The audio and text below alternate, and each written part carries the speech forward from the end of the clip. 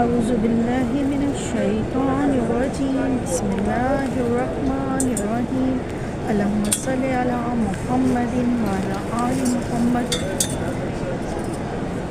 ربنا آتنا في الدنيا حسنة وفي الآخرة حسنة وقنا عذاب النار وقنا عذاب القبر وقنا عذاب الحشر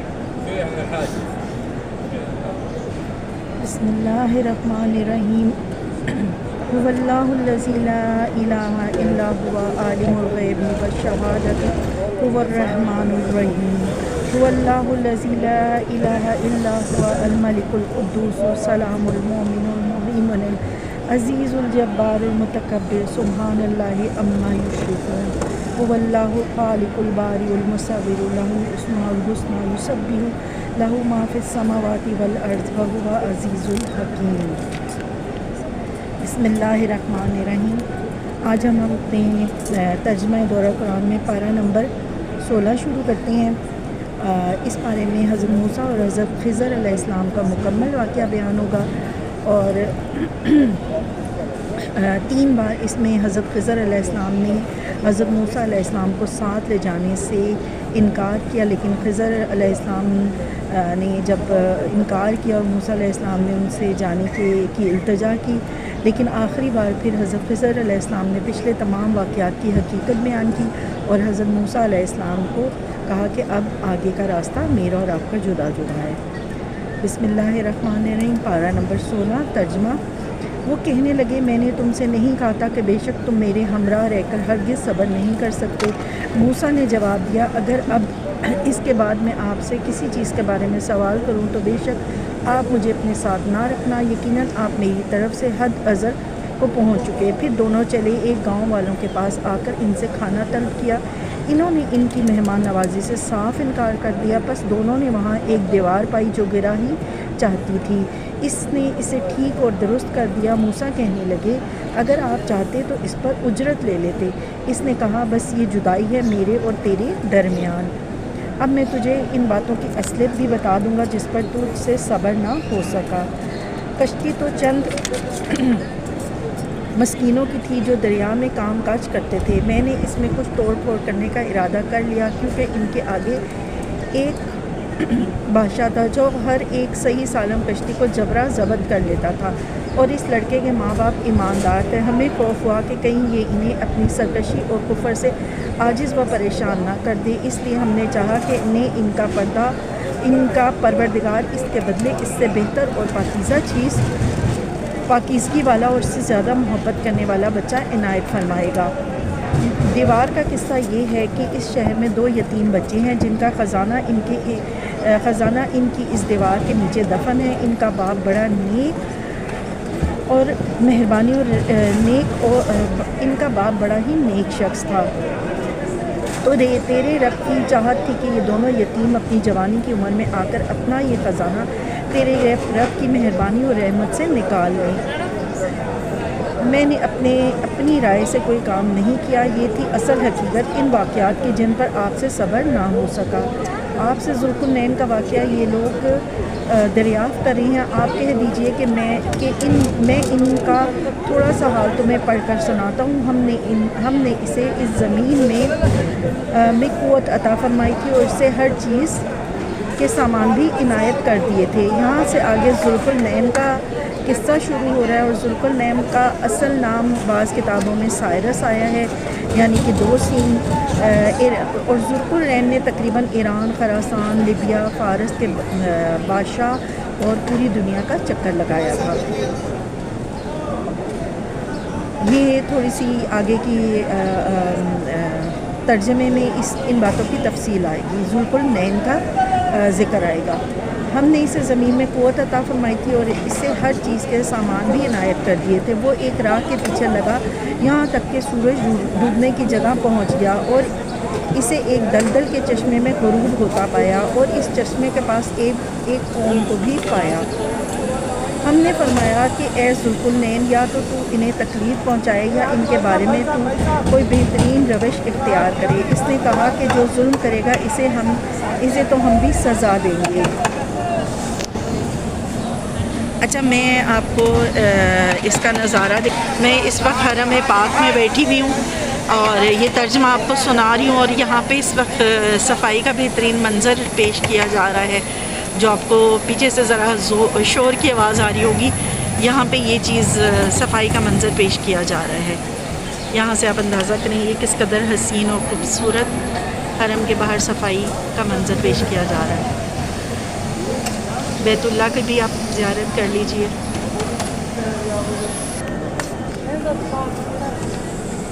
چلیں ہم اپنا باقی پارہ شروع کرتے ہیں۔ پھر وہ اپنے پروردگار کی طرف لوٹایا جائے گا اور اسے سخت تر عذاب دے گا۔ ہاں جو ایمان لائے اور نیک اعمال کرے اس کے لیے تو بدلے میں بھلائی ہی بھلائی ہے، اور ہم اسے اپنے کام میں بھی آسانی ہی کا حکم دیں گے۔ پھر وہ اور راہ کے پیچھے لگا دیں، یہاں تک کہ جب سورج نکلنے کی جگہ تک پہنچا تو اسے ایک ایسی قوم پر نکلتا پایا کہ ان کے لیے ہم نے اس سے اور کوئی اوٹ نہیں بنائی۔ واقعہ ایسا ہی ہے اور ہم نے اس کے پاس کی کل خبروں کا احاطہ کر رکھا ہے۔ اور پھر ایک سفر کے سامان میں لگا، یہاں تک کہ جب دو دیواروں کے درمیان پہنچا، ان دونوں کے اس طرف اس نے ایسی قوم پائی جو بات سمجھنے کے قریب بھی نہ تھی۔ اب آگے ان باتوں کا ذکر آئے گا کہ ذوالقرنین نے یاجوج ماجوج کو جب وہاں کے لوگوں نے ذوالقرنین سے مدد مانگی تھی تو انہوں نے یاجوج ماجوج کو ایک دیوار کے پیچھے بند کر دیا تھا۔ ان باتوں کا ذکر آئے گا۔ انہوں نے کہا اے ذوالقرنین، یاجوج ماجوج اس ملک میں بڑے بھاری فسادی ہیں، تو کیا ہم آپ کے لیے کچھ خرچ کا انتظام کر دیں اس شرط پر کہ آپ ہماری اور ان کے درمیان ایک دیوار بنا دیں؟ اس نے جواب دیا کہ میرے اختیار میں تو میرے پروردگار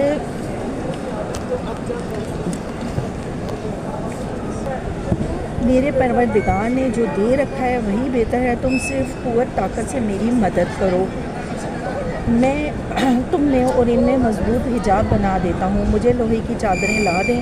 یہاں تک کہ جب دونوں پہاڑوں کے درمیان دیوار برابر کر دی تو حکم دیا کہ آگ تیزی سے جلاؤ، تاکہ وقتیہ لوہے کی ان چادروں کو بالکل آگ کر دیا تو فرمایا میرے پاس لاؤ، اس پر پگھلا ہوا تانبا ڈال دوں۔ پس نہ تو ان میں اس دیوار کے اوپر چڑھنے کی طاقت تھی اور نہ اس میں کوئی سوراخ کر سکتے تھے۔ کہا یہ صرف میرے رب کی مہربانی ہے، ہاں جب میرے رب کا وعدہ آئے گا تو اسے زمین دوز کر دے گا۔ بے شک میرے رب کا وعدہ سچا اور حق ہے۔ اس دن ہم انہیں آپس میں ایک دوسرے میں گڈ مڈ ہوتے ہوئے چھوڑ دیں گے، پھر سور پھونک دیا جائے گا، بس سب کو اکٹھا کر کے ہم جمع کر لیں گے۔ اس دن ہم جہنم کو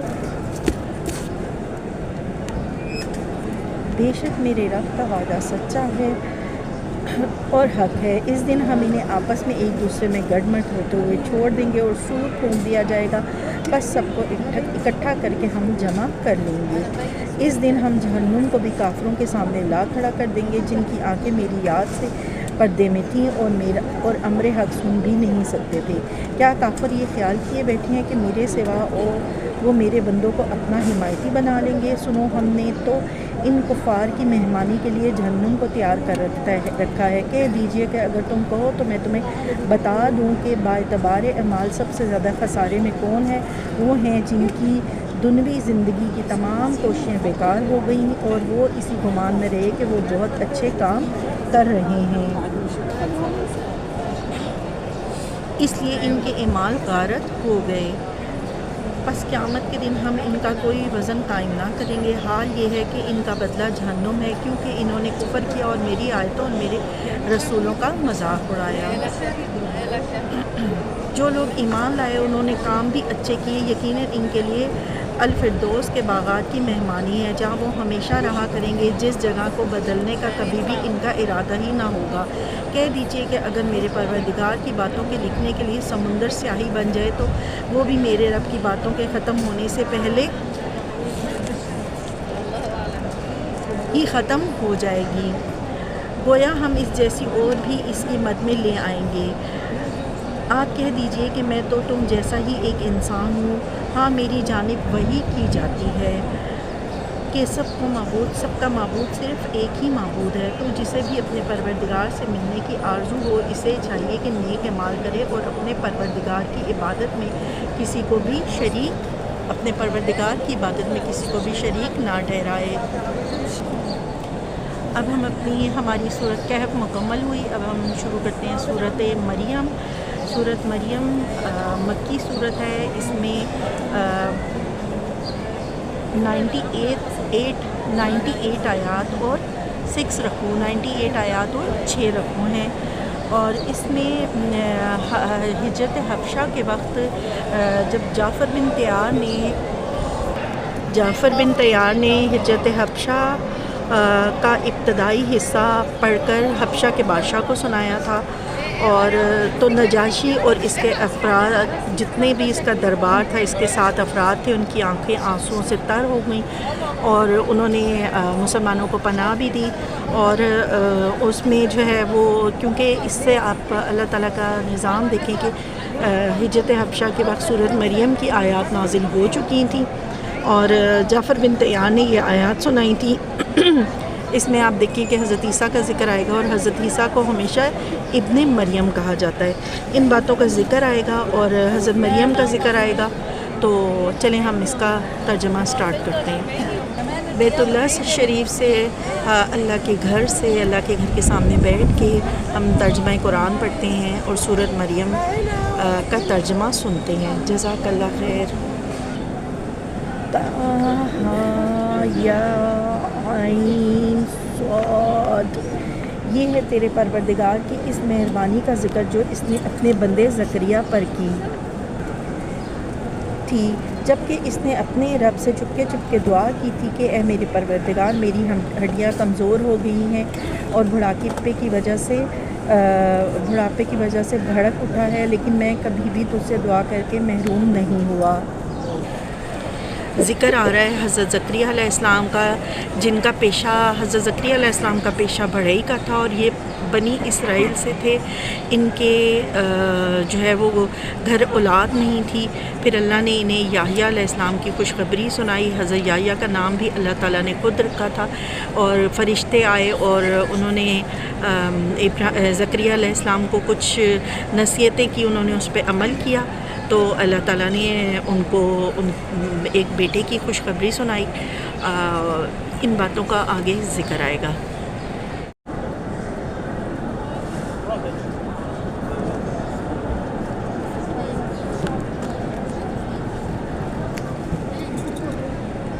مجھے مرنے کے بعد اپنے قرابت والوں کا ڈر ہے، میری بیوی بھی بانجھ ہے، پس تم مجھے اپنے پاس سے وارث عطا فرما جو میرا بھی وارث ہو، یعقوب کے خاندان کا بھی جانشین، اور میرا رب تو اسے مقبول بندہ بنا لے۔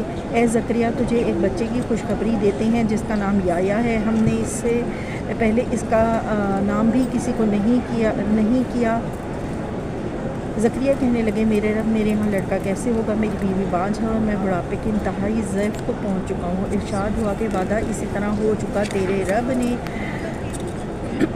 فرمایا ہے کہ مجھ پہ تو یہ بالکل آسان ہے، اور تو خود جب کہ کچھ نہ تھا میں تجھے پیدا کر چکا ہوں۔ کہنے لگے، میرے پروردگار، میرے لیے کوئی علامت مقرر فرما۔ ارشاد ہوا کہ تیرے لیے علامت یہ ہے کہ باوجود صحیح سالم ہونے کے تو 3 راتوں تک کسی شخص سے بول نہ سکے گا۔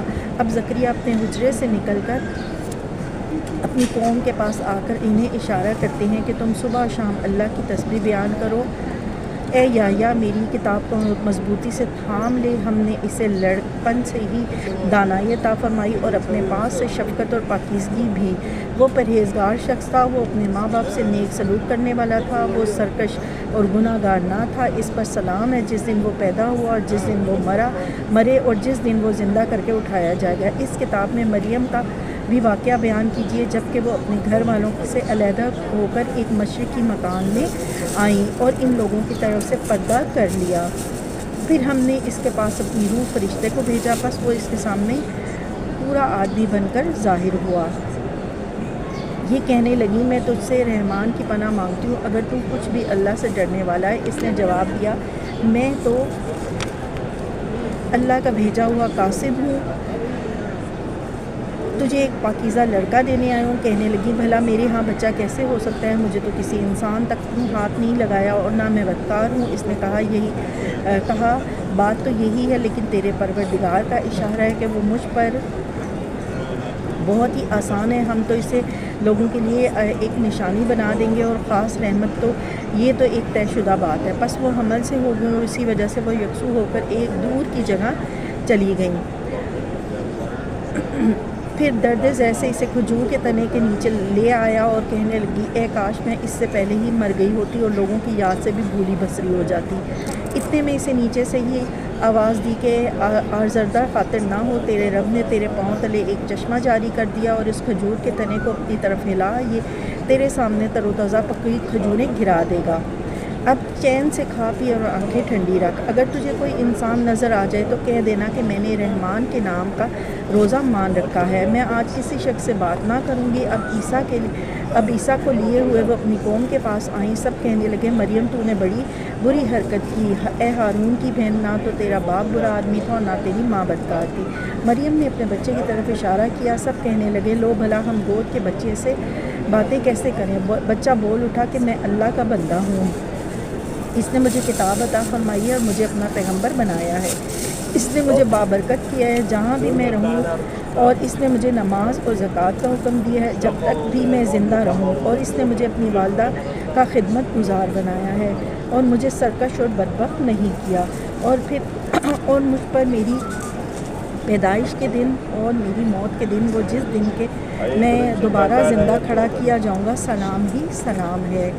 یہ صحیح واقعہ عیسیٰ ابن مریم کا ہے، وہ حق بات جس میں لوگ شک و شبہ میں مبتلا ہے۔ اللہ کے لیے اولاد کا ہونا لائق نہیں، وہ تو بالکل پاک ذات ہے۔ وہ تو جب کسی کام کے سر انجام دینے کا ارادہ کرتا ہے تو اسے کہہ دیتا ہے کہ ہو جا، وہ اسی وقت ہو جاتا ہے۔ میرا اور تم سب کا پروردگار صرف اللہ ہی ہے، تم سب اس کی عبادت کرو، یہی سیدھی راہ ہے۔ پھر یہ فرقے آپس میں اختلاف کرنے لگے۔ پس کافروں کے لیے ویل ہے، ایک بڑے سخت دن کی حاضری سے کیا خوب دیکھنے سننے والے ہوں گے اس دن جب کہ ہمارے سامنے حاضر ہوں گے، لیکن آج تو یہ ظالم لوگ سری گمراہی میں پڑے ہوئے ہیں۔ آگے کی آیات میں حضرت ابراہیم علیہ السلام کا قصہ بیان ہوگا، اور حضرت ابراہیم کی اپنے والد کو دردمندانہ اور حکیمانہ تبلیغ کا ذکر آئے گا، اور بعض جگہ ابراہیم علیہ السلام کے والد کا نام آزر بتایا گیا ہے، اور حضرت ابراہیم علیہ السلام کے والد نے ان کو گھر سے نکال دینا، اللہ کی طرف سے ابراہیم علیہ السلام کو اسحاق جیسے بیٹے کی خوشخبری دینا اور یعقوب جیسا پوتا ہونے کی خوشخبری دینا، ان تمام باتوں کا ذکر آئے گا آگے کی آیات میں، ان کو ہم سنتے ہیں۔ اور یہ لوگ غفلت اور بے ایمانی ہی میں رہ جائیں گے، خود زمین کے اور تمام زمین والوں کے وارث ہم ہی ہوں گے، اور سب لوگ ہماری طرف لوٹا لیے جائیں گے۔ اس کتاب میں ابراہیم کا قصہ بیان کیجیے، بے شک وہ بڑی سچائی والے پیغمبر تھے۔ جب انہوں نے اپنے باپ سے کہا، ابا آپ ان کی پوجا پاٹ کیوں کر رہے ہیں جو نہ سنے نہ دیکھتے ہیں، نہ آپ کو کچھ بھی فائدہ پہنچا سکیں؟ میرے مہربان باپ، آپ دیکھیے میرے پاس وہ علم آیا ہے جو آپ کے پاس آیا ہی نہیں، تو آپ میری ہی مانیں، میں بالکل سیدھی راہ کی طرف آپ کی رہبری کروں گا۔ میرے بابا جان، آپ شیطان کی پرستش سے باز آ جائیں، شیطان تو رحم و کرم والے اللہ کا بڑا ہی نافرمان ہے۔ ابا جی، مجھے خوف لگا ہوا ہے کہ کہیں آپ پر کوئی عذاب الہی نہ آ پڑے کہ آپ شیطان کے ساتھی بن جائے۔ اس نے جواب دیا، اے ابراہیم، کیا تو ہمارے معبودوں سے روگردانی کر رہا ہے؟ سن، اگر تو باز نہ آیا تو میں تجھے تیرے پتھروں سے مار ڈالوں گا۔ اگر تو باز نہ آیا تو میں تجھے پتھروں سے مار ڈالوں گا۔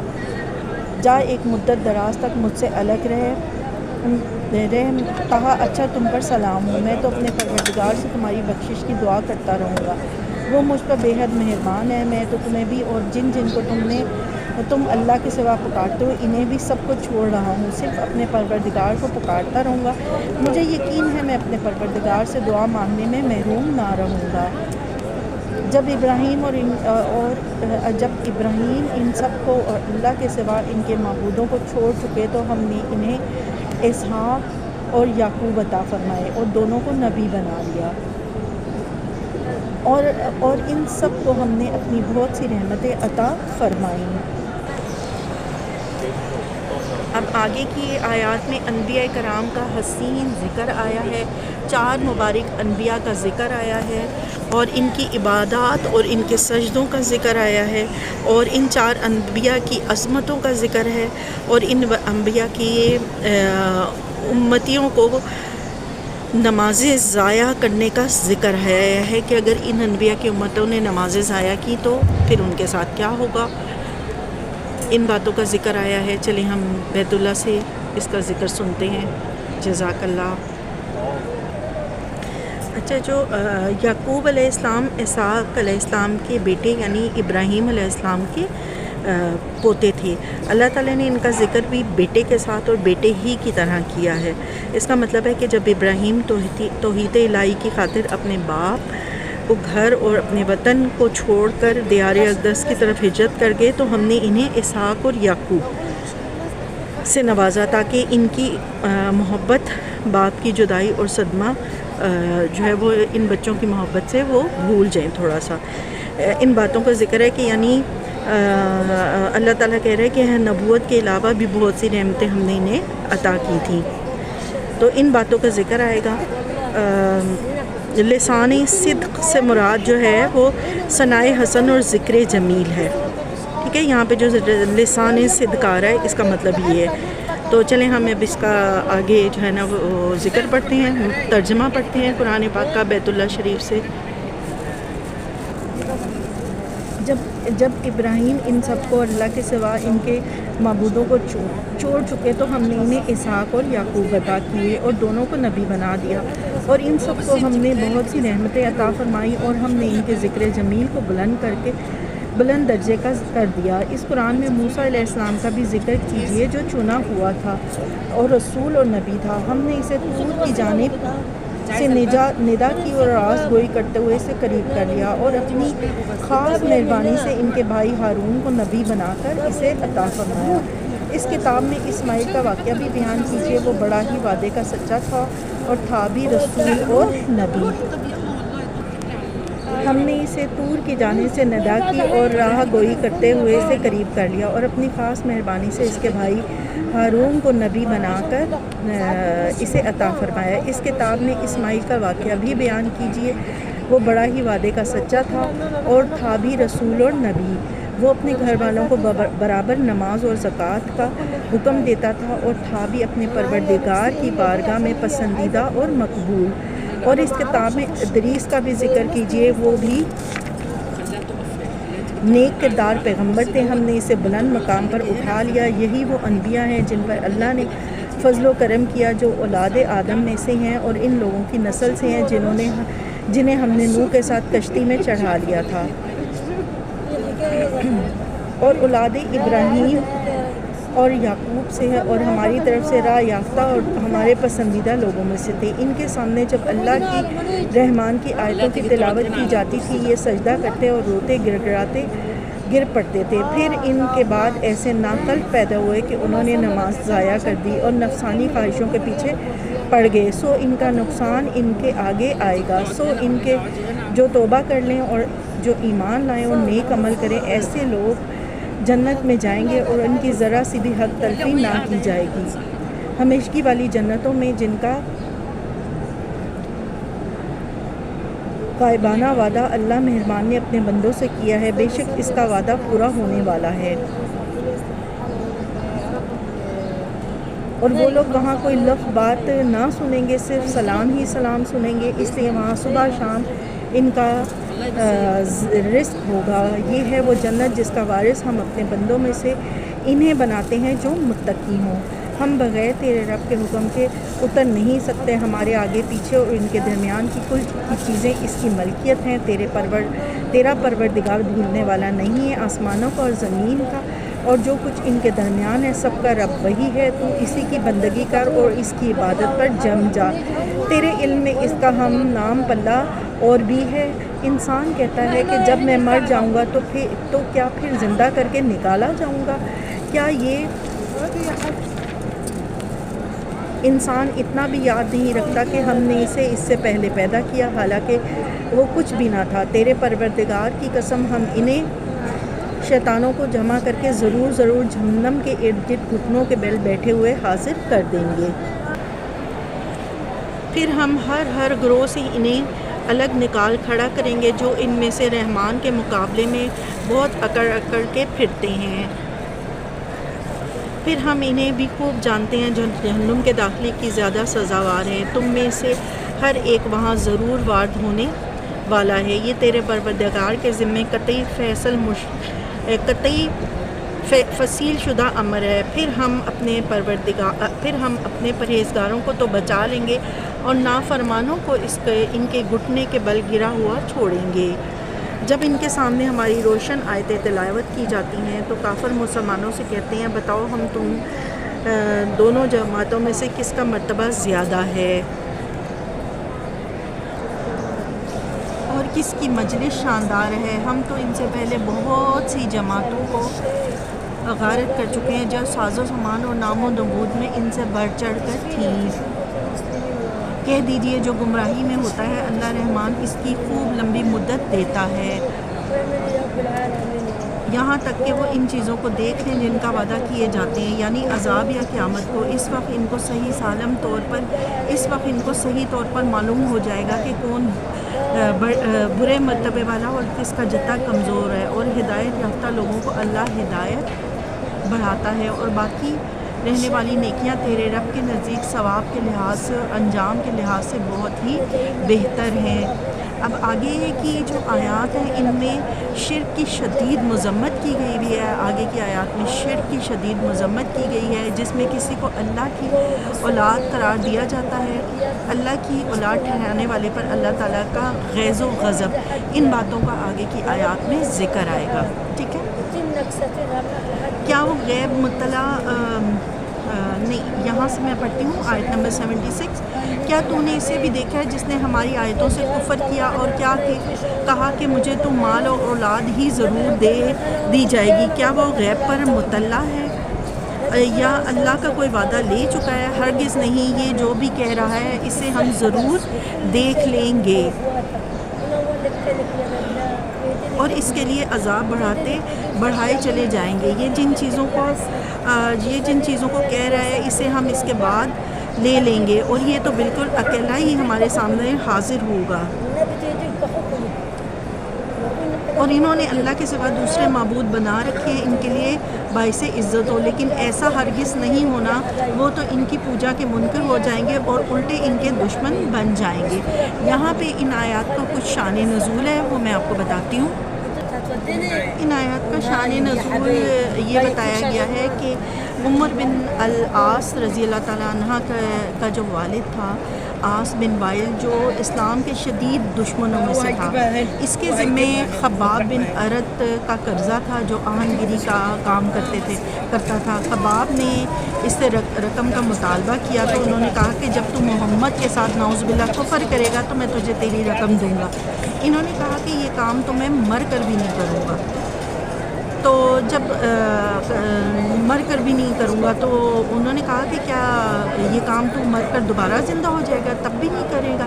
तो इसने कहा हाँ मैं दोबारा ज़िंदा किया जाऊँगा। इसने कहा कि हाँ तो तुझे दोबारा अगर ज़िंदा किया जाएगा ना तो तू फिर ऐसा ही सही, जब मुझे मरने के बाद दोबारा उठाया जाएगा ना तो मैं वो माल और दौलत, जब मुझे मरने के बाद उठाया जाएगा और माल दौलत औलाद दी जाएगी तो मैं तुझे तेरा कर्ज़ा लौटा दूँगा।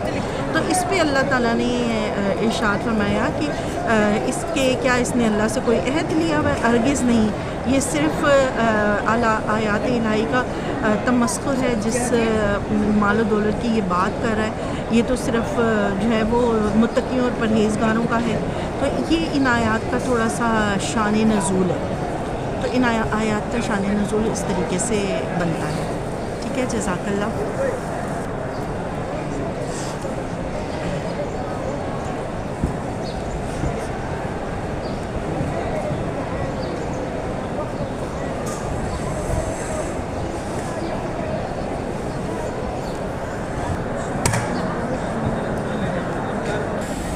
ये देखिए मैं आपको ये प्यारे प्यारे अल्लाह ताला की कबूतर बैतुल्लाह में, ये देखें सामने बैतुल्लाह का मंज़र देखिए। और ये कबूतर यहाँ पे किस तरह लोगों से इतने मायूस हैं کہ یہ اپنا دانہ دھنکا چگ رہے ہیں. رب تعالیٰ ہر اپنی مخلوق کو رزق پہنچاتا ہے. یہ دیکھیں کتنے خوش قسمت ہیں کہ یہ ہر وقت یہاں کھیلتے رہتے ہیں. کاش ہمیں بھی اللہ تعالیٰ اسی طرح بیت اللہ میں ہر وقت بیت اللہ میں موجود رکھے. انہوں نے اللہ کے سوا دوسرے معبود بنا رکھے ہیں یہ جن اور ان کے لیے باعث عزت ہوں، لیکن ایسا ہرگز نہیں ہونا. وہ تو ان کی پوجا سے منکر ہو جائیں گے اور الٹے ان کے دشمن بن جائیں گے. کیا تو نے نہیں دیکھا کہ ہم کافروں کے پاس شیطانوں کو بھیجتے ہیں جو انہیں خوب اکساتے ہیں؟ تو ان کے بارے میں جلدی نہ کر، ہم تو خود ہی ان کے لیے مدت شمار کر رہے ہیں جس دن ہم پرہیزگاروں کو اللہ رحمان کی طرف بطور مہمان جمع کریں گے اور گناہ گاروں کو سخت پیاس کی حالت میں جہنم کی طرف ہانک دیا جائے گا. کسی کو شفاعت کا اختیار نہ ہوگا سوائے ان کے جنہوں نے اللہ رحمان کی طرف سے کوئی قول لے لیا ہے. ان کا قول تو یہ ہے کہ اللہ رحمان نے بھی اولاد اختیار کی ہے. یقیناً تم بہت بری اور بھاری چیز لائے ہو. قریب ہے کہ اس قول کی وجہ سے آسمان پھٹ جائیں اور زمین شک ہو جائے اور پہاڑ ریزہ ریزہ ہو جائیں کہ وہ رحمان کی اولاد ثابت کرنے بیٹھے ہیں. شان رحمان کے لائق نہیں کہ وہ اولاد رکھے. آسمانوں اور زمین میں جو بھی ہے سب کے سب اللہ کے غلام بن کر ہی آنے والے ہیں. ان سب کو اس نے گھیر رکھا ہے، سب کو پوری طرح گن بھی رکھا ہے. یہ سارے کے سارے قیامت کے دن اکیلے ان کے پاس حاضر ہونے والے ہیں. بے شک جو ایمان لائے اور نیک اور جنہوں نے شائستہ اعمال کیے ہیں ان کے لیے اللہ رحمان محبت کر دے گا. ہم نے اس قرآن کو تیری زبان میں بہت ہی آسان کر دیا ہے کہ تو اس کے ذریعے سے پرہیزگاروں کو خوشخبری دے اور جھگڑالو لوگوں کو ڈرا دے. ہم نے ان سے بہت سی جماعتیں تباہ کر دی ہیں. کیا ان میں سے ایک کی بھی آہٹ تو پاتا ہے یا ان کی آواز کی بنک بھی تیرے کان میں پڑتی ہے؟ اب یہاں پہ ہماری سورۃ مریم مکمل ہو گئی. اب ہم ترجمہ کریں گے سورۃ طٰہٰ کا. سورۃ طٰہٰ مکی ہے. اس میں 98 آیات اور 6 رکوع ہیں اور یہاں سے ہم شروع کرتے ہیں. اس میں جن باتوں کا ذکر آئے گا کہ نبی کریم صلی اللہ علیہ وآلہ وسلم کا مشن تھا کہ اہل مکہ کو اسلام کا پیغام دیں اور حضرت موسیٰ اس بات کا ذکر آئے گا. حضرت موسیٰ اور جلتی ہوئی جھاڑی اللہ سے ملاقات، ان باتوں کا ذکر آئے گا.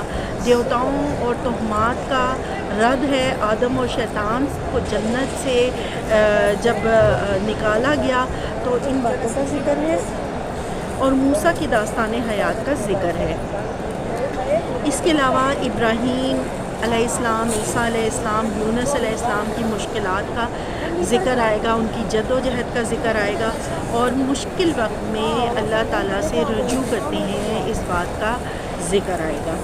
طٰہٰ، ہم نے یہ قرآن تجھ پر اس لیے نہیں اتارا کہ تو مشقت میں پڑ جائے بلکہ اس کی نصیحت کے لیے جو اللہ سے ڈرتا ہے. اس کا اتارنا اس کی طرف سے ہے جس نے زمین کو اور بلند آسمانوں کو پیدا کیا، جو رحمان عرش پر قائم ہے، جس کی ملکیت آسمانوں اور زمین اور ان دونوں کے درمیان اور نمناک زمین کی ہر ایک چیز ہے. اگر تو اونچی بات کہے تو ہر ایک پوشیدہ بلکہ پوشیدہ سے بھی پوشیدہ تر چیز کو بھی بخوبی جانتا ہے. وہی اللہ ہے جس کے سوا کوئی معبود نہیں، بہترین نام اسی کے ہیں. اور کیا تجھے موسیٰ کا قصہ بھی معلوم ہے جبکہ اس نے آگ دیکھ کر اپنے گھر والوں سے کہا ذرا سی دیر ٹھہر جاؤ، مجھے آگ دکھائی دی، بہت ممکن ہے کہ میں اس کا کوئی انگارہ تمہارے پاس لاؤں یا آگ کے پاس سے راستے کی اطلاع پاؤں. جب وہ وہاں پہنچے تو آواز دی گئی اے موسیٰ، یقیناً میں تیرا ہی پروردگار ہوں، تو اپنی جوتیاں اتار دے. کہاں سے آئی ہیں ماجیا؟ ہے اچھا، اردو سمجھ آتی ہے؟ میں پڑھی کھانی چلیں گی. میں ترجمہ پڑھی ہوں، یہ سنیں آپ، ٹھیک ہے؟ کیونکہ تو پاک میدان طویٰ میں ہے، میں نے تجھے منتخب کر لیا ہے. اب جو وحی کی جائے اسے کان لگا کر سن. بے شک میں ہی اللہ ہوں، میرے سوا عبادت کے لائق اور کوئی نہیں. پس تو میری ہی عبادت کر اور میری یاد کے لیے نماز قائم کر. क़यामत यकीनन आने वाली है जिसे मैं पोशीदा रखना चाहता हूँ ताकि हर शख्स को वो बदला दिया जाए जो इसने कोशिश की हो। बस अब इसके यकीन से तुझे ऐसा शख्स रोक ना दे जो इस पर ईमान ना रखता और अपनी ख्वाहिश के पीछे पड़ा हो, वरना तू हलाक हो जाएगा। ए मूसा, तेरे इस दाएं हाथ में क्या है? जवाब दिया कि ये मेरी लाठी है जिस पर मैं टेक लगाता हूँ और जिससे मैं अपनी बकरियों के लिए पत्ते झाड़ लिया करता हूँ, और भी मुझे इसमें बहुत से फ़ायदे हैं। फरमाया, ए मूसा, इसे हाथ से नीचे डाल दे। डालते ही वो सांप बनकर दौड़ने लगी। फरमाया, बेखौफ होकर इसे पकड़ ले, हम इसे इसी पहली सी सूरत में दोबारा कर देंगे। और अपना हाथ अपनी बगल में डाल दे तो वो सफ़ेद चमकता हुआ होकर निकलेगा, लेकिन बग़ैर किसी ऐब और रोग के। ये दूसरा मौजज़ा है। ये इसलिए कि हम तुझे अपनी बड़ी बड़ी निशानियाँ दिखाना चाहते हैं। तो फ़िरौन की तरफ जा, जबकि इसने आग देखकर अपने घर वालों से कहा, तुम ज़रा सी देर ठहर जाओ, मुझे आग दिखाई दी है। बहुत मुमकिन है कि मैं इसका कोई अंगारा तुम्हारे पास लाऊं या आग के पास से रास्ते की इत्तला पाऊँ। जब वो वहाँ पहुँचे तो आवाज़ दी, ए मूसा, यकीनन मैं ही तेरा परवरदिगार हूँ। तू अपनी जूतियाँ उतार दे, क्योंकि तू पाक मैदान तुआ में है और मैंने तुझे मुंतखब कर लिया। अब जो वही की जाएगी इसे कान लगा कर सुन। बेशक मैं ही अल्लाह हूँ, मेरे सिवा इबादत के लायक और कोई नहीं। तू बस मेरी ही इबादत कर और मेरी याद के लिए नमाज कायम कर। क़यामत यकीनन आने वाली है जिसे मैं पोशीदा रखना चाहता हूँ ताकि हर शख्स को वो बदला दिया जाए जो इसने कोशिश की हो। बस अब इसके यकीन से तुझे कोई ऐसा शख्स रोक ना दे जो इस पर ईमान ना रखता और अपनी ख्वाहिश के पीछे पड़ा हो, वरना तू हलाक हो जाएगा। ए मूसा, तेरे इस दाएं हाथ में क्या है? जवाब दिया कि ये मेरी लाठी है जिसमें मैं टेक लगाता हूँ, जिससे मैं अपनी बकरियों के लिए पत्ते झाड़ लिया करता हूँ, और वो भी इसमें मुझसे बहुत फ़ायदे हैं। फरमाया, ए मूसा, इसे हाथ से नीचे डाल दे। डालते ही वो सांप बनकर दौड़ने लगी। फरमाया, बेखौफ होकर इसे पकड़ ले, हम इसे इसी पहली सूरत में दोबारा ला देंगे। और अपना हाथ अपनी बगल में डाल ले तो वो सफ़ेद चमकता हुआ होकर निकलेगा, लेकिन बग़ैर किसी ऐब और रोग के। ये दूसरा मौज़ा है। ये इसलिए कि हम तुझे अपनी बड़ी बड़ी निशानियाँ दिखाना चाहते हैं। अब तो फ़िरौन की तरफ जा, इसने बड़ी सरकशी मचा रखी है। मूसा ने कहा, ए मेरे परवरदिगार, मेरा सीना खोल दे। यहाँ पे आयत नंबर जो है ना वो रब्बि इश्रह ली सदरी वयस्सिर ली अमरी वहलुल उक़दतम मिन लिसानी यफ़क़हू क़ौली। हज़रत मूसा अलैहिस्सलाम की ईमान अफरोज़ दुआ है और इनकी कबूलियत का ज़िक्र है। ए मेरे परवरदिगार, मेरा सीना खोल दे और मेरे काम को मुझ पर आसान कर दे और मेरी ज़बान की गिरा भी खोल दे ताकि लोग मेरी बात को अच्छी तरह समझ सकें।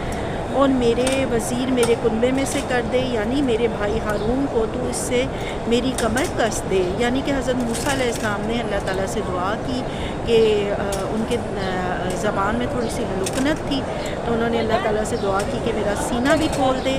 और क्या है कि अपने भाई को अपना मददगार बनाने के लिए अल्लाह ताला से दुआ की। बेशक तू हमें खूब देखने वालने वाला है। अल्लाह ने फरमाया, मूसा, तेरे तमाम सवालात पूरे कर दिए गए। हमने तुझे एक बार और भी बड़ा एहसान किया है। हमने तुझ पर एक बार और बड़ा एहसान किया है, जबकि हमने तेरी माँ को वो इल्हाम किया जिसका ज़िक्र अब किया जा रहा है कि तू इसे संदूक में बंद करके दरिया में छोड़ दे। बस दरिया इसे किनारे ला डालेगा और मेरा और ख़ुद इसका दुश्मन इसे ले लेगा।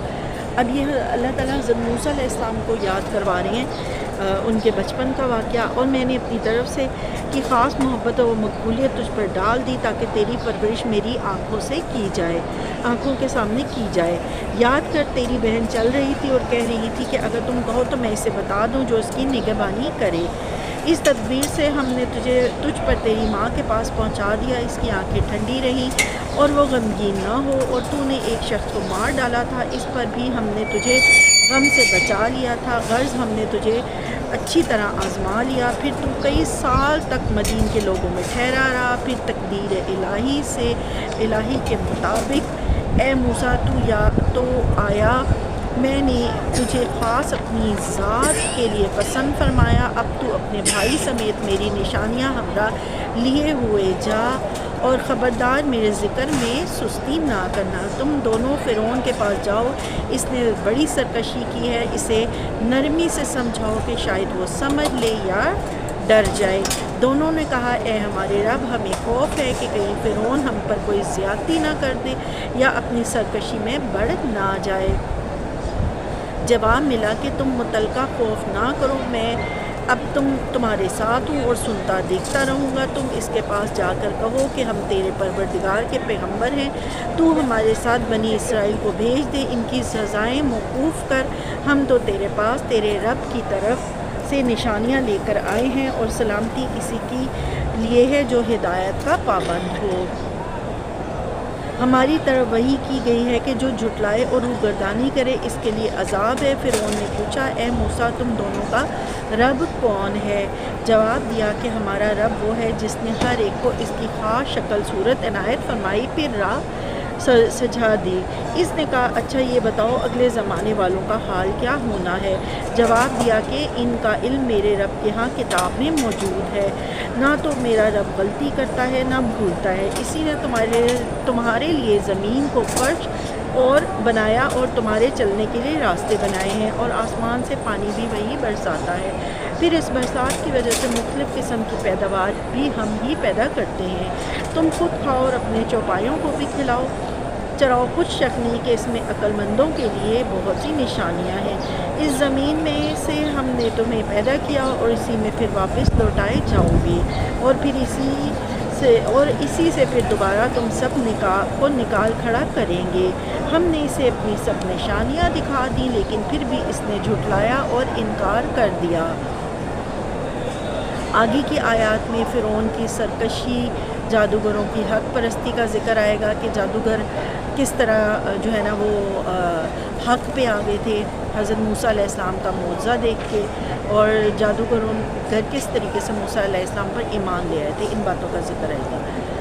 کہنے لگا اے موسیٰ کیا تو اسی لیے آیا کہ ہمیں اپنے جادو کے زور سے ہمارے ملک سے باہر نکال دے؟ اچھا ہم بھی تیرے مقابلے میں اسی جیسا جادو ضرور لائیں گے، پس تو ہمارے اور اپنے درمیان ایک وعدے کا وقت مقرر کر لے، نہ کہ ہم اس کا خلاف کریں اور نہ تو صاف میدان میں مقابلہ ہو۔ موسیٰ نے جواب دیا کہ وعدے کا وقت مقرر کر لیں کہ نہ ہم اس کا خلاف کریں اور نہ تو صاف میدان میں مقابلہ ہو۔ موسیٰ نے جواب دیا وعدے زینت اور جشن کے دن کا وعدہ ہے، اور یہ کہ لوگ دن چڑھے ہی جمع ہو جائیں۔ پس فرعون لوٹ گیا اور اس نے اپنے ہتھ کنڈے جمع کیے، پھر آ گیا۔ موسیٰ نے ان سے کہا تمہاری شامت آ چکی، اللہ پر جھوٹ اور افطرا نہ باندھو کہ وہ تمہیں عذاب سے ملیا میٹ کر دے۔ یاد رکھو وہ کبھی کامیاب نہ ہوگا جس نے جھوٹی بات گھڑی۔ پس یہ لوگ آپس کے مشورے میں مختلف رائے ہو گئے اور چپکے مشورہ کرنے لگے، کہنے لگے یہ دونوں محض جادوگر ہیں اور ان کا پختہ ارادہ ہے کہ اپنے جادو کے زور سے تمہارے ملک سے تمہیں باہر نکال دیں اور تمہارے بہترین مذہب کو برباد کر دیں۔ تو تم بھی اپنا کوئی داؤ اٹھا نہ رکھو، پھر صف بندی کر کے آؤ، جو آج غالب آ گیا وہی بازی لے گیا۔ کہنے لگے اے موسیٰ یا تو پہلے ڈال یا ہم پہلے ڈالنے والے بن جائیں۔ جواب دیا کہ نہیں تم ہی پہلے ڈالو۔ اب تو موسیٰ کو یہ خیال گزرنے لگا کہ ان کی رسیاں اور لکڑیاں ان کے جادو کے زور سے دوڑ بھاگ رہی ہیں۔ بس موسیٰ نے اپنے دل میں ڈر محسوس کیا۔ ہم نے فرمایا کچھ خوف نہ کر، یقیناً تو ہی غالب اور برتر ہے، اور تیرے دائیں ہاتھ میں جو ہے اسے ڈال کہ ان کی تمام کارگری کو وہ نگل جائے۔ انہوں نے جو کچھ بنایا ہے یہ صرف جادو کے کرتب ہیں، اور جادوگر کہیں سے بھی آئے کامیاب نہیں ہوتا۔ اب تو تمام جادوگر سجدے میں گر پڑے اور پکار اٹھے کہ ہم تو ہارون اور موسیٰ کے رب پر ایمان لائے۔ فرعون کہنے لگا کیا میری اجازت سے پہلے ہی تم اس پر ایمان لے آئے؟ یقیناً یہی تمہارا وہ بڑا بزرگ ہے جس نے تم سب کو جادو سکھایا ہے۔ سن لو میں تمہارے ہاتھ پاؤں الٹے سیدھے کٹوا کر تم سب کو کھجور کے تنوں میں سولی پر لٹکوا دوں گا، اور تمہیں پوری طرح معلوم ہو جائے گا کہ ہم میں سے کس کا مار زیادہ سخت اور دیرپا ہے۔ انہوں نے جواب دیا ناممکن ہے کہ ہم تجھے ترجیح دیں ان دلیلوں پر جو ہمارے سامنے آ چکی، اور اس اللہ پر جس نے ہمیں پیدا کیا۔ اب تو جو کچھ کرنے والا ہے کر گزر، تو جو کچھ بھی حکم چلا سکتا ہے وہ اس دنیوی زندگی ہی میں ہے۔ ہم اس امید سے اپنے پروردگار پر ایمان لائے کہ وہ ہماری خطائیں معاف کر دے، اور خاص کر جادوگری کا گناہ جس پر تو نے ہمیں مجبور کیا۔ اللہ ہی بہتر اور باقی رہنے والا ہے۔ بات یہی ہے کہ جو بھی گناہ گار بن کر اللہ کے ہاں حاضر ہوگا، اس کے لیے دوزخ ہے جہاں نہ موت ہوگی اور نہ زندگی، اور جو بھی اس کے پاس ایماندار ہو کر حاضر ہوگا، اس کے اعمال بھی نیک کیے جائیں گے اور اس کے درجے بھی بلند کیے جائیں گے کہ ان کی تمام کاریگری کو وہ نگل جائے۔ انہوں نے جو کچھ بنایا ہے یہ صرف جادوگروں کے کرتب ہیں، اور جادو کر کہیں سے بھی آئے کامیاب نہیں ہوتا۔ اب تو تمام جادوگر سجدے میں گر پڑے اور پکار اٹھے کہ ہم نے ہارون اور موسیٰ کے رب پہ ایمان لے آئے۔ فرعون کہنے لگا کہ کیا میری اجازت سے پہلے ہی تم اس پر ایمان لے آئے؟ یقیناً یہی تمہارا وہ بڑا بزرگ ہے جس نے تم سب کو جادو سکھایا۔ سن لو، میں تمہارے ہاتھ پاؤں الٹے سیدھے کٹوا کر تم سب کو کھجور کے تنوں میں سولی پر لٹکوا دوں گا، اور تمہیں پوری طرح معلوم ہو جائے گا کہ ہم میں سے کس کو مار زیادہ سخت اور دیر پا ہے۔ انہوں نے جواب دیا کہ ناممکن ہے کہ ہم تجھے ترجیح دیں ان دلیلوں پر جو ہمارے سامنے آ چکی ہیں، اور اس پر اللہ جس نے ہمیں پیدا کیا۔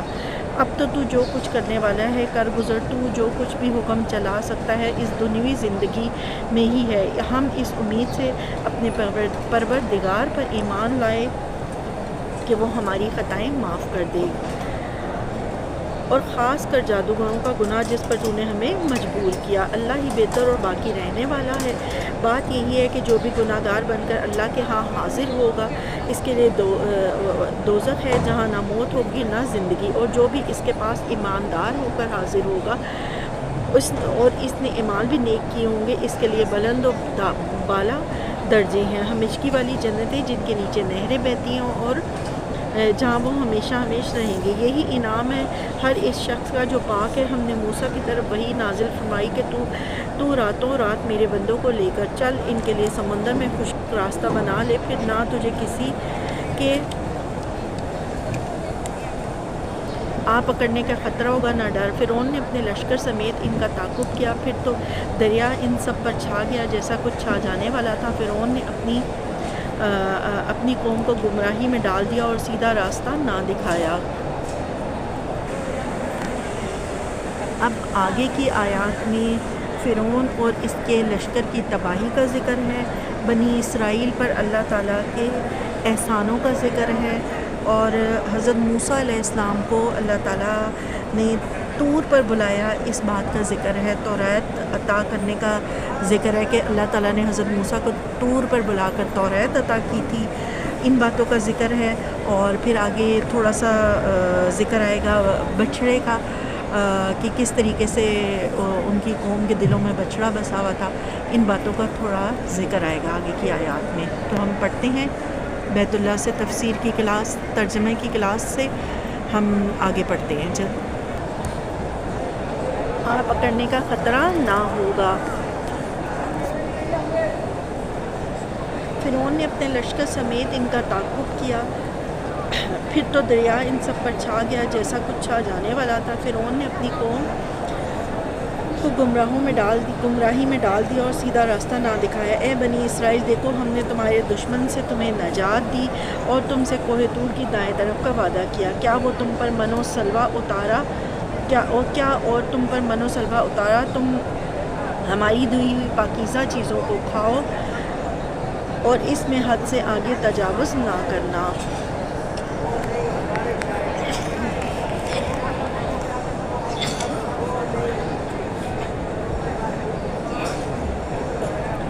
ورنہ تم پر میرا غضب نازل ہوگا۔ جس پر میرا غضب نازل ہو جائے وہ یقیناً تباہ ہوا۔ ہاں بے شک میں انہیں بخش دینے والا ہوں جو توبہ کریں، ایمان لائیں، نیک عمل کریں اور وہ رائے راست پر بھی رہیں۔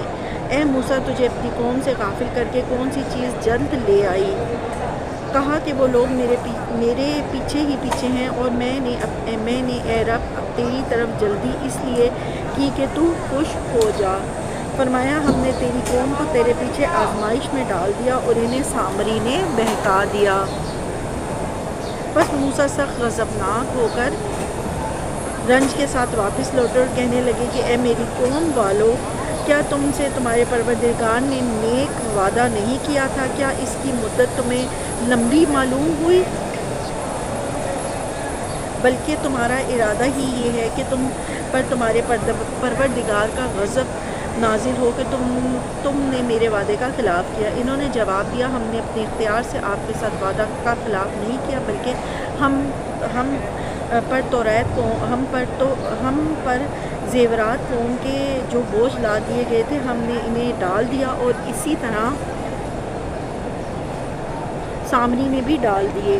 پھر اس نے لوگوں کے لیے ایک بچڑا نکال کھڑا کیا، یعنی بچڑے کا بت جس کی گائے کی سی آواز بھی تھی۔ پھر کہنے لگے کہ یہی تمہارا معبود بھی ہے اور موسیٰ کا بھی، لیکن موسیٰ بھول گیا ہے۔ کیا یہ گمراہ لوگ یہ بھی نہیں دیکھتے کہ وہ تو ان کی بات کا جواب بھی نہیں دے سکتا، نہ ان کے کسی برے بھلے کا خیال رکھتا ہے؟ اور ہارون نے اس سے پہلے ہی ان سے کہہ دیا تھا، اے میری قوم والو، اس بچڑے سے صرف تمہاری آزمائش کی گئی ہے، تمہاری حقیقی پروردگار تو رحمان اللہ رحمان ہی ہے، بس تم سب میری تابعداری کرو اور میری بات مانتے چلو۔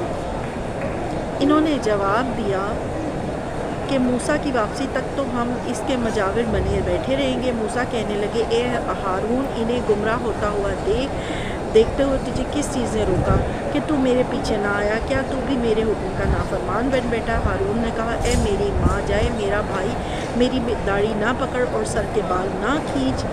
مجھے تو صرف یہ خیال دامنگیر ہوا کہ کہیں آپ یہ نہ فرمائیں کہ تو نے بنی اسرائیل میں تفرقہ ڈال دیا اور میری بات کا انتظار نہ کیا۔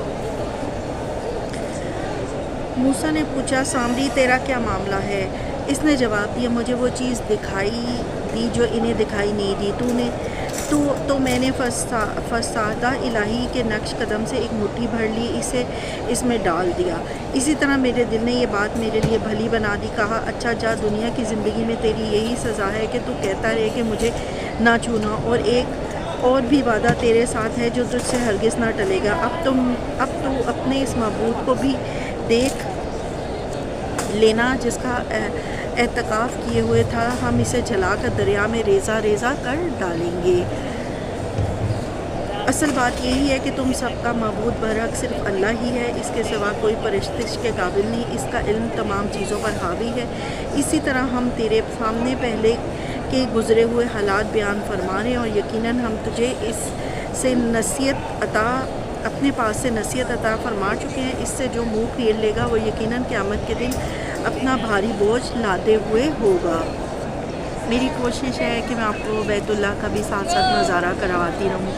رب تعالیٰ کے گھر سے ہم جو کلام سن رہے ہیں اس کے ساتھ ساتھ میں آپ کو اس کا نظارہ بھی کراتی رہوں، اس لیے آپ تھوڑی سی ویڈیو ہلے گی بھی تو آپ سنیں اور بیت اللہ کا بھی ساتھ ساتھ نظارہ کیجیے۔ چلیں ہم اپنا ترجمہ سٹارٹ کرتے ہیں۔ اس کا ان تمام چیزوں پر حاوی ہے، اسی طرح ہم تیرے سامنے پہلے کی گزرے حالات بیان فرما رہے ہیں، اور یقیناً ہم تجھے اپنے پاس سے نصیحت عطا فرما چکے ہیں۔ اس سے جو منہ پھیرے گا وہ یقیناً قیامت کے دن اپنا بھاری بوجھ تلے لادے ہوئے ہوگا، جس میں ہمیشہ ہی رہے گا۔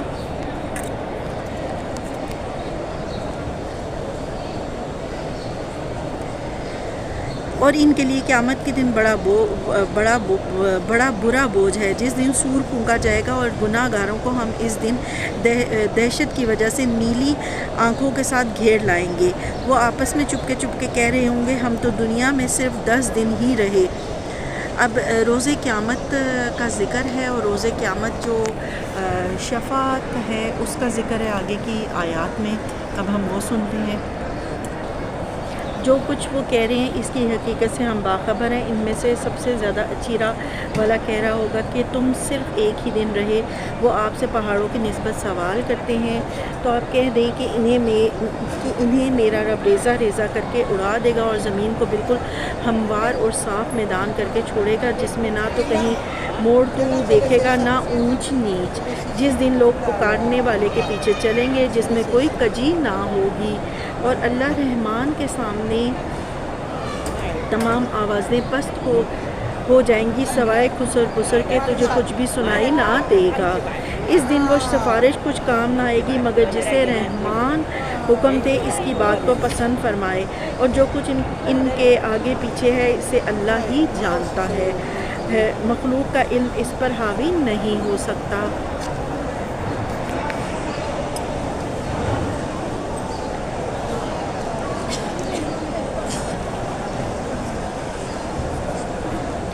جس دن لوگ پکارنے والے کے پیچھے چلیں گے، جس میں کوئی کجی نہ ہوگی، اور اللہ رحمان کے سامنے تمام آوازیں پست ہو جائیں گی، سوائے خسر پسر کے تجھے کچھ بھی سنائی نہ دے گا۔ اس دن سفارش کچھ کام نہ آئے گی مگر جسے رحمان حکم دے گا، اس کی بات کو پسند فرمائے گا، اور جو کچھ ان کے آگے پیچھے ہے اسے اللہ ہی جانتا ہے، مخلوق کا علم اس پر حاوی نہیں ہو سکتا۔ اور تمام چہرے اس زندہ اور قائم رکھنے والی ذات کے سامنے کمال عاجزی سے جھکے ہوئے ہوں گے، یقیناً وہ بردبار ہوا جس نے ظلم لاد لیا۔ آگے کی آیات میں جو ہے نا علم میں اضافے کی دعا ہے، رب زدنی علما، اور جو لوگ قرآن سے بے رغبتی کرتے ہیں ان لوگوں کی سزا کا ذکر ہے۔ اس طرح اور جو لوگ نیک اعمال کرے اور ایماندار بھی ہو تو نہ اسے بے انصافی کا کھٹکا ہوگا نہ حق تلفی کا۔ اسی طرح ہم نے تجھ پر عربی قرآن نازل فرمایا ہے اور طرح طرح سے اس میں ڈر کا بیان سنایا ہے تاکہ لوگ پرہیزگار بن جائیں یا ان کے لیے سوچ سمجھ تو پیدا کرے۔ بس اللہ عالی شان والا سچا اور حقیقی بادشاہ ہے۔ تو قرآن پڑھنے میں جلدی نہ کر، اس سے پہلے کہ تیری طرف جو وحی کی جاتی ہے وہ پوری کی جائے، اور یہ دعا کر کے پروردگار میرا علم بڑھا۔ ہم نے آدم کو پہلے ہی تاکیدی حکم دے دیا تھا لیکن وہ بھول گیا اور ہم نے اس میں کوئی عزم نہیں پایا۔ اور جب ہم نے فرشتوں سے کہا کہ آدم کو سجدہ کرو تو ابلیس کے سوا سب نے سجدہ کیا۔ اس نے صاف انکار کر دیا تو ہم نے کہا اے آدم یہ تیری بیوی کا دشمن ہے، خیال رکھنا ایسا نہ ہو کہ وہ تم دونوں کو جنت سے نکلوا دے کہ تو مصیبت میں پڑ جائے۔ یہاں تو تجھے یہ آرام ہے کہ نہ تو بھوکا ہوتا ہے نہ ننگا، اور نہ تو یہاں پیاسا ہوتا ہے، نہ دھوپ سے تکلیف اٹھاتا ہے۔ لیکن شیطان نے اسے وسوسہ ڈالا اور کہنے لگا اے آدم کیا میں تجھے دائمی زندگی کا درخت اور بادشاہت بتلاؤں جو کبھی پرانی نہ ہوگی؟ چنانچہ ان دونوں نے اس درخت سے کچھ کھا لیا، پس ان کے ستر کھل گئے اور بہشت کے پتے اپنے اوپر چپکانے لگے۔ آدم نے اپنے رب کی نافرمانی کی پس بہک گیا، پھر اس کے رب نے نوازا، اس کی طرف توجہ فرمائی اور اس کی رہنمائی کی، فرمایا تم دونوں یہاں سے اتر جاؤ، تم آپس میں ایک دوسرے کے دشمن ہو۔ اب تمہارے پاس جب کبھی میری طرف سے ہدایت پہنچے تو جو میری ہدایت کی پیروی کرے نہ وہ بہکے گا نہ تکلیف میں پڑے گا، اور ہاں جو میری یاد سے روگردانی کرے گا اس کی زندگی تنگی میں رہے گی، اور ہم اسے بروز قیامت اندھا کر کے اٹھائیں گے۔ وہ کہے گا کہ الہی مجھے تو نے اندھا بنا کر کیوں اٹھایا حالانکہ میں تو دیکھتا بالتا تھا؟ جواب ملے گا کہ اسی طرح ہونا چاہیے تھا، تو میری آئی ہوئی آیتوں کو بھول گیا، تو آج بھی بھلا دیا جائے گا۔ ہم ایسا ہی بدلہ ہر اس شخص کو دیا کرتے ہیں جو حد سے گزر جائے اور اپنے رب کی آیتوں پر ایمان نہ لائے۔ بے شک آخرت کا عذاب نہایت ہی سخت اور بہت دیر کا ہے۔ کیا ان کی رہبری اس بات سے بھی نہیں کی کہ ہم نے ان سے پہلے بہت سی بستیاں ہلاک کر دیں جن کے رہنے سہنے کی جگہ یہ چل پھر رہے ہیں؟ یقیناً ان میں عقل مندوں کے لیے بہت سی نشانیاں ہیں۔ اگر تیرے رب کی بات پہلے ہی سے مقرر شدہ اور وقت معین کردہ نہ ہوتا تو اسی وقت عذاب آ چمٹتا۔ بس ان کی باتوں پر صبر کر اور اپنے پروردگار کی تسبیح بیان کرتا رہے، سورج نکلنے سے پہلے اور اس کے ڈوبنے سے پہلے، رات کے مختلف وقتوں میں بھی اور دن کے حصوں میں بھی تسبیح کرتا رہے۔ ان آیات کا میں آیت نمبر 129 بڑی خوبصورت ہے بیت اللہ سے، میں اس کو رپیٹ کرتی ہوں، سنیں۔ بس ان کی باتوں پر صبر کر اور اپنے پروردگار کی تسبیح اور تعریف بیان کرتا رہے، سورج نکلنے سے پہلے اور اس کے ڈوبنے سے پہلے، رات کے مختلف وقتوں میں بھی اور دن کے حصوں میں بھی تسبیح کرتا رہے۔ بہت ممکن ہے تو راضی ہو جائے، اور اپنی نگاہیں ہرگز ان چیزوں کی طرف نہ دوڑانا جو ہم نے ان سے مختلف لوگوں کو آرائش دنیا کی دے رکھی ہیں تاکہ انہیں اس میں آزما لیں۔ تیرے رب کا دیا ہوا ہی بہت بہتر اور بہت باقی رہنے والا ہے، اور اپنے گھر والوں کو نماز کا حکم کرتا رہے اور خود بھی اس پر جمع رہے۔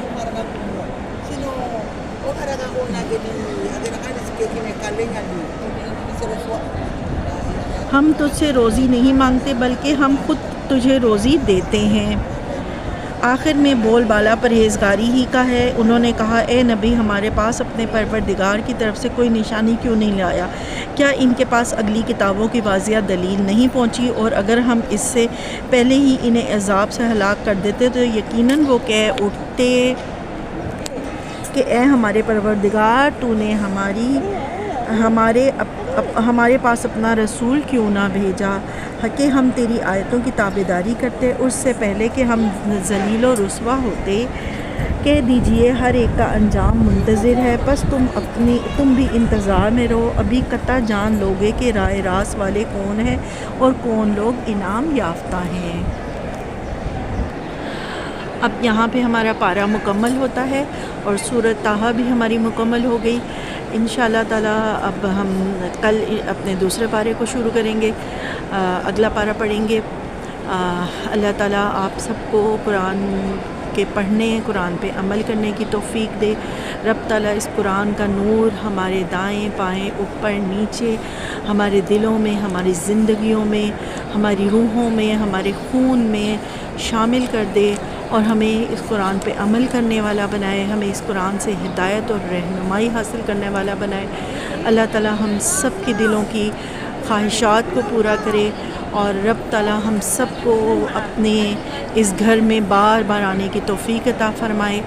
اور یہ ایک چھوٹا سا تبلیغ کا ذریعہ ہے، میری ایک چھوٹی سی کوشش ہے، آپ اس کو سنیں اور مجھے اس کو ایک کلک سے، ایک فارورڈ سے یہ آگے چلا جائے گا اور یہ تبلیغ کا بہترین ذریعہ بن جائے گا۔ آپ کے ایک فارورڈ کرنے سے بہت سارے لوگ اس گھر کی زیارت بھی کر لیں گے اور اس گھر سے یہاں سے جو قرآن نازل ہوا، اس گھر بیت اللہ سے نبی پاک صلی اللہ علیہ وآلہ وسلم نے جہاں سے قرآن ہم تک پہنچایا، یہاں سے آپ بھی قرآن کے ترجمے کو آسان الفاظ میں سن لیں گے۔ تو اس تبلیغ کو آگے بڑھائیے اور اس کو آگے فارورڈ ضرور کریے۔ جزاک اللہ خیر۔